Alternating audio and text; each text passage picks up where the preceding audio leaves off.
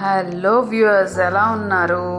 ఇవాళ నేను చేసింది అల్లం పచ్చడి. టిఫిన్స్ అన్నిట్లోకి ఇడ్లీ, దోశ, వడ ఏదైనా కానివ్వండి, బెస్ట్ కాంబినేషన్. పల్లీ చట్నీ ఉన్నా లేకపోయినా ఇది మాత్రం చాలా చాలా టేస్ట్ యాడ్ చేస్తుంది. ఇలానే కాకుండా రైస్లో కూడా ఒకసారి ట్రై చేయండి, అబ్బా సూపర్గా ఉంటుంది. ఓకేనా?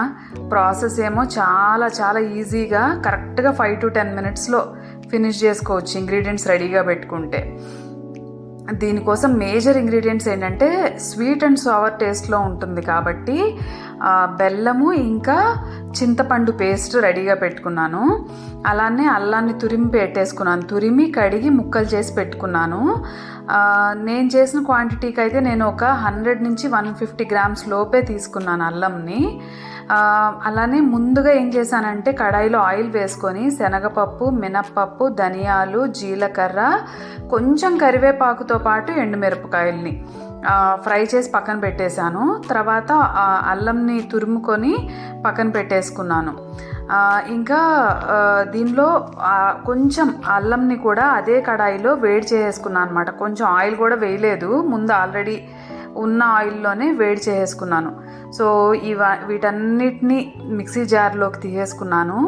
దాంతోపాటు బెల్లంని ఇంకా చింతపండు పేస్ట్ని, ఉప్పు ఇవి యాడ్ చేసేసి మెత్తగా బ్లెండ్ చేసుకున్నాను, చాలా మెత్తగా.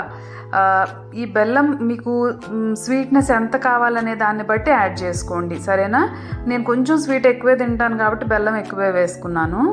మళ్ళీ అదే కడాయిలో పోపు పెట్టేసుకున్నాను. కొంచెం ఆయిల్ వేసుకొని పోపు దినుసులన్నీ వేసేసుకొని, నేను వెల్లుల్లిపాయలు వేయటం మర్చిపోయాను కాబట్టి లాస్ట్లో మళ్ళీ యాడ్ చేశాను. సో వీటన్నిటిని కలుపుకొని కొంచెం ఎక్కువ ఆయిల్ పడుతుంది. అలానే పోపు పెట్టేసుకుంటే టేస్ట్ అయితే తెలుసా, మీరు హోటల్ స్టైల్లోనే ఉంటుంది. ఇంకా దాంట్లో పెద్ద ఇదేం లేదు. బెల్లం వేస్తాం కాబట్టి ఒక రకమైన చక్కటి కమ్మదనం యాడ్ అవుతుందన్నమాట ఈ అల్లం పచ్చడికి. ఒకసారి చేసి పెట్టేసుకున్నాం అనుకోండి, ఒక 1 month వరకు ఇంకా మనం మళ్ళీ తిరిగి చూడక్కర్లేదు. అసలు చట్నీ ఏం చేసుకోకపోయినా ఇది వేసుకొని లాగించేయచ్చు. చాలా చాలా బాగుంటుంది. నచ్చింది కదా? తప్పకుండా సబ్స్క్రైబ్.